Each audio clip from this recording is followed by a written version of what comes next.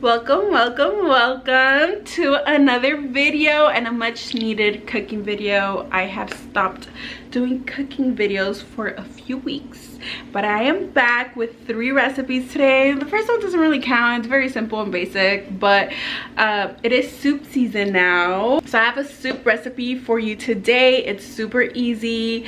I feel like soups are just so easy. You can literally throw anything and it'll taste good. I mean, not literally everything, you know what I mean, you know? Any veggies and you're good, you're golden, and you have this delicious savory recipe. And then for dinner, it was super bomb. So make sure you try these. I'm gonna be honest with the breakfast one, I would just stick to a regular toast and peanut butter and banana versus the bagel, but you could try it if you want to, or just a bagel and cream cheese. I was just trying to, you'll see what I tried, and I was just trying this thing because I was trying to get more protein in, and the bread had more protein, the bagel, and then just everything together. But it was good. I just feel like I love the taste of the bagel itself, like the bread, and the peanut butter and the banana was overpowering to where I didn't taste the bagel. But that's just my 2 cents. Other than that, everything else was super delicious. But yeah, just keep watching to see what I eat in a day. Let's get started with breakfast, which is the most important meal of the day. For my breakfast, I did a toasted bagel. I decided to do half and half, so I did one side with peanut butter and banana. Here I'm using the PB Fit, which I used the wrong ratio on the water. Normally it comes out more thicker, but I messed up on it, my bad. But I added bananas and sprinkled it with some cinnamon.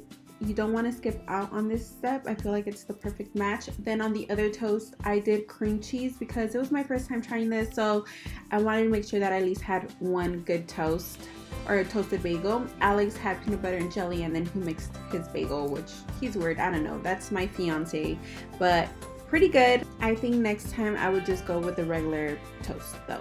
For lunch, I made a delicious veggie bean soup. I started by putting a tablespoon of oil in a already heated pan or pot, and then threw in the garlic and then the onion. You want to get them nice and golden. I didn't get them too golden, but make sure you get them nice and golden. Then I added the veggies, which were the carrots and the celery, stirred it around a bit, and then added the seasonings. For the seasonings, I don't really measure, but I'll try to have some measurements in the description box. I added garlic powder, onion powder, black pepper, oregano, and lots of salt. But like I said, I don't have exact measurements for this. I took after my mother, I mean, that says just add whatever you think it needs. And then after this, I added the frozen mixed veggies. I add frozen mixed veggies probably to any soup that I make. I don't know, I just love the mixture of the green beans and the corn and the green peas, and it already has carrots, but I add more carrots. It's just the perfect mixture for me. Now you want to add some veggie broth. I'm using the Chicken Bouillon. I'll put the exact one in the description box. You can use like a veggie powder if you want, or the chicken noir powder for flavor. Now I'm adding the water, which I have a tip for you guys. If you want it to cook faster, just have a pot of water boiling on the side before you start making all of this. That way you could just add it already hot and it cooks a lot faster. Then add the beans and get it all nice and mixed. Then just allow it to come to a boil and simmer for about 10 minutes. And after that, I'm going to add the potatoes. The potatoes I like to add last because they're the ones that get more mushy and you want them to have the perfect texture for your soup. At least I do. So add them at the end. You want to allow the potatoes to cook for about 10 to 15 minutes. Just check with a fork once you get to about 10 minutes. That way you can stab the potato and make sure it's ready. Now I am adding spinach to, of course, add more nutrition to the soup. I'm also adding chili flakes to the soup, which I could have done when I was putting all the seasonings in, but I completely forgot. That's just to give it some spice, some more flavor, and then that's it. Your soup is ready to serve. Dinner was definitely my favorite meal for this video. I want to call it chile verde con pollo. My fiance says that I can't because chile verde is supposed to be with pork, but it's chile verde with pollo. So here I'm soaking my veggies, making sure that they're all nice and clean. I'm going to start with cutting half an onion. This is for the water where you're going to boil your chicken. I'm sorry, I can't talk.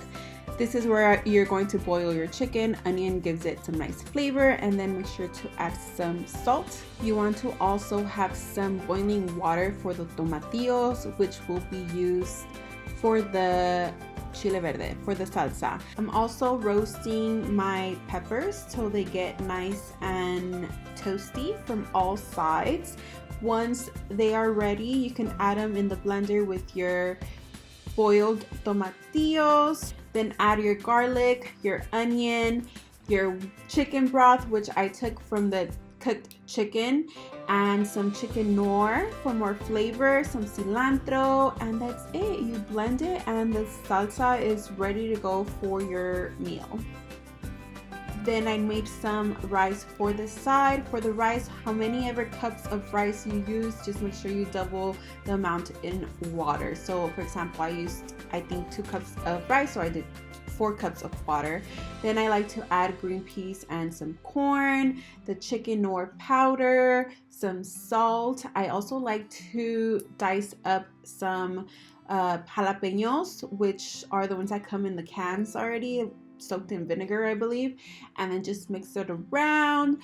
You let it steam for about 15 to 20 minutes, and then you just fluff it up and it's ready. Now this is optional, but you can also add potatoes. I like to add potatoes just because it increases the volume of the food without you having to do more chicken, and it just tastes really good. So try it. If you haven't had chicken with potatoes and salsa, believe me, it is a game changer. Once your chicken is ready, go ahead and shred it whatever way you find it easiest.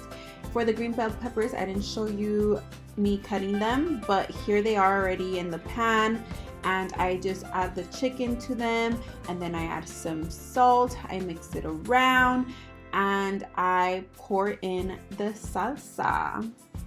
It already is looking bomb. I am going to have to make this again just by editing this, but that's pretty much it. You're just going to add the potatoes now. Do leave that for last just so that they don't get too soft. You want to let it all sit for about 10 to 15 minutes until you see that the potatoes are ready. Add more water if you do need to. I used the water from the chicken that I cooked. Here I am adding the salt that I mentioned earlier. And that's it. Your food is ready. Serve it, eat it, enjoy it, and that's it. Okay, now that you got to see what I pretty much eat in a day, let me know what you think. Let me know if you tried, of course. And I can't wait to share more cooking videos with you. I do love cooking, and I just love having a delicious meal. It completes me, you know. I just love food. So that's gonna be it for today's video. Let me know if you try any of my recipes, and I will see you on the next one. Love you. Besos.